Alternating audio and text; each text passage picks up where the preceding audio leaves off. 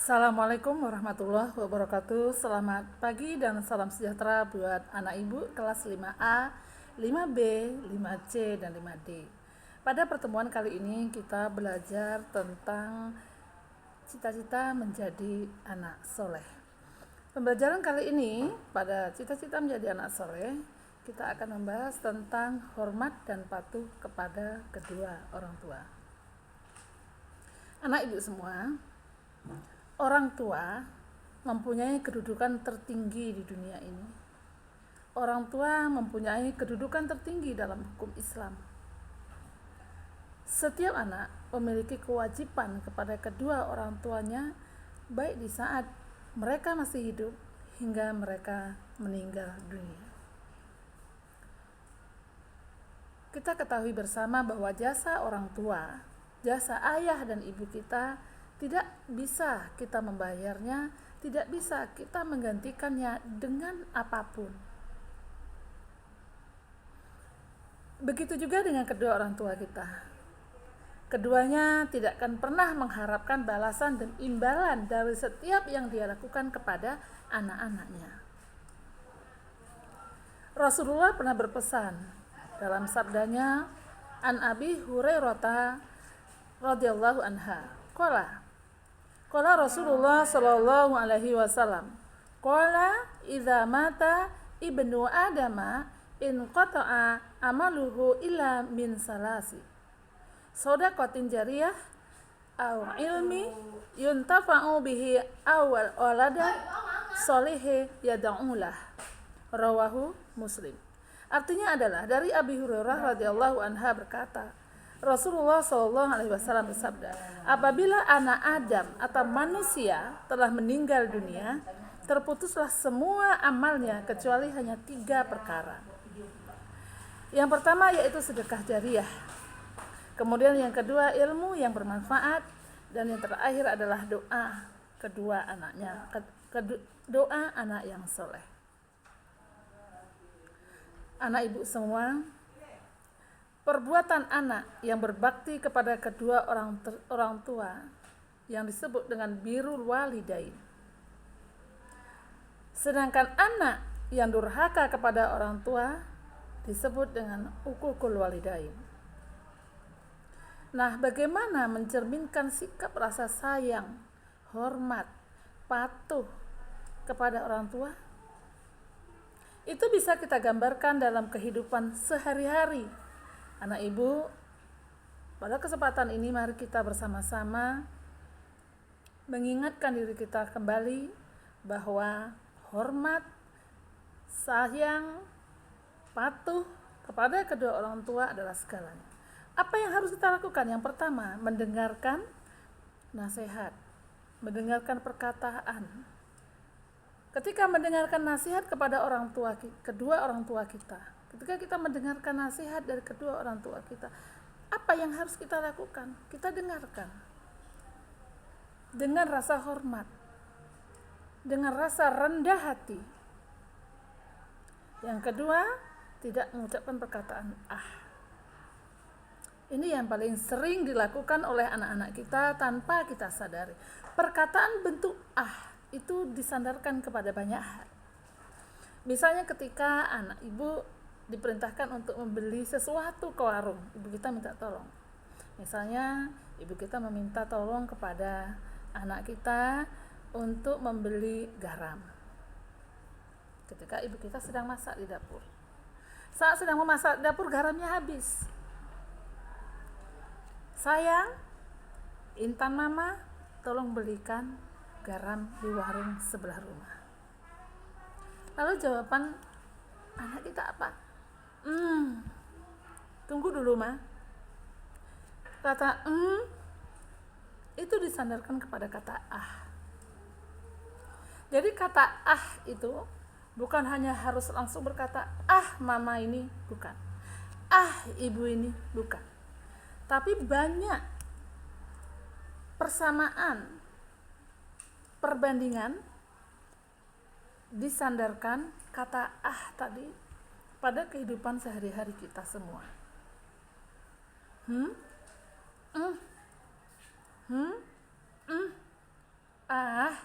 Itu yang paling jelas. Itu tidak boleh anak ibu semua. Kemudian anak ibu, apa yang harus kita lakukan kepada kedua orang tua kita ketika mereka masih hidup? Yang ketiga adalah tidak membentak atau memarahi orang tua. Ini juga sering terjadi dijumpai dalam kehidupan sehari-hari tanpa kita sadari sama sekali. Ketika pulang sekolah misalnya, masuk rumah, assalamualaikum, langsung, umpamanya anak ibu mungkin ada yang usil, ada yang sudah terbiasa langsung ke dapur karena lapar.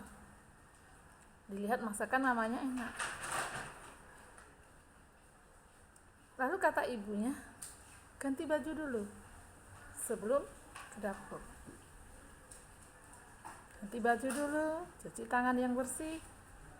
Sholat zuhur bagi yang belum sholat umpamanya. Lalu jawabannya apa? Mama nih, adik capek misalnya. Kakak capek. Hentakan dari bahasa anak ibu semua itu tanpa disadari itu kata membentak.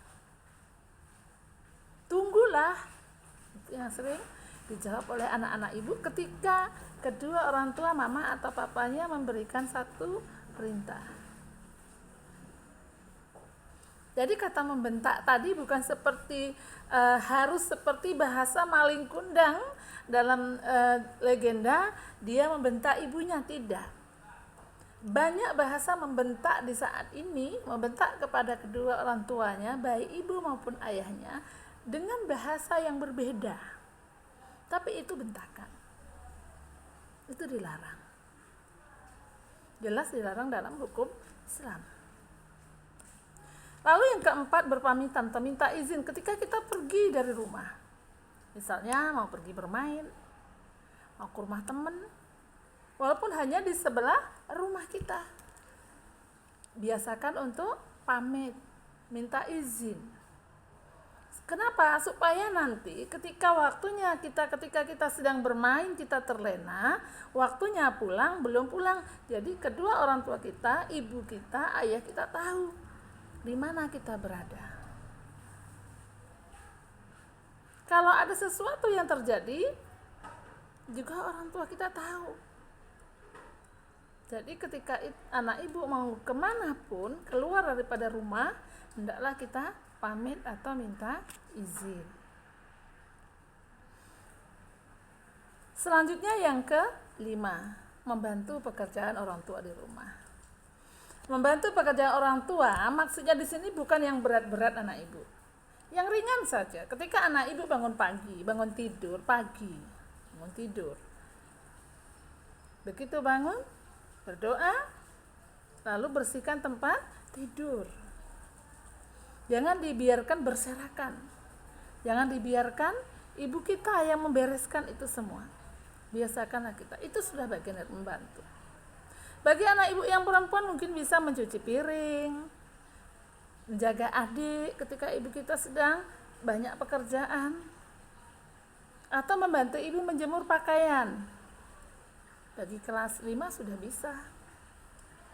Banyak hal yang bisa kita lakukan ketika kita berada di rumah bersama orang tua kita. Dalam apapun bentuk bantuannya, akan ada penghargaannya, ada rasa bangga kepada anak ibu ketika anak-anak semua mampu menunjukkan bahwa kita bisa membantu ibu kita, ayah kita, walaupun dalam pekerjaan yang kita anggap itu adalah pekerjaan ringan. Kemudian yang paling di sini yang paling penting adalah ketika kedua orang tua kita meninggal dunia. Kita sebagai anak wajib mendoakan mereka. Kenapa anak ibu? Tadi disebutkan di atas bahwa doa anak yang soleh itu termasuk amal jariyah, amal yang tidak pernah putus. Dan salah satu cara menghormati kedua orang tua kita yaitu dengan cara mendoakan. Mendoakan keduanya di saat keduanya sudah tidak ada di dunia ini. Apa Apa doa yang biasa kita baca untuk kedua orang tua kita, untuk ibu bapak kita? Allahumma firli wali walidayya warhamhuma kama rabbayani shaghira. Ya Allah, ampuni aku dan ibu bapakku, sayangi mereka sebagaimana mereka menyayangiku waktu kecil. Anak ibu semua, saat manusia meninggal dunia, ada 3 amalan yang terus-menerus akan dibawa. Yang pertama adalah amal jariyah atau amalan baik saat hidup di dunia. Yang kedua, doa anak yang soleh. Yang ketiga, ilmu yang bermanfaat. Baik anak ibu rasa anak ibu memahami materi ini, dan ibu yakin anak ibu mampu melakukan hal-hal terpuji yang dianjurkan dalam ajaran agama Islam. Berpaling kepada diri kita sendiri. Kita renungkan, apakah aku sudah melakukan hal yang dianjurkan dalam agama Islam? Menghormati orang tua, mendoakan orang tua.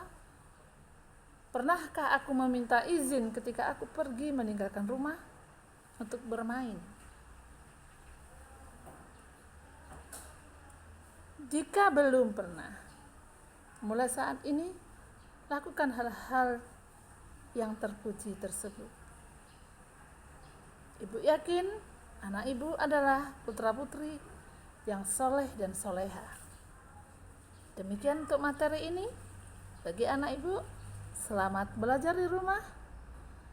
Dan ibu akhiri, Assalamualaikum warahmatullahi wabarakatuh.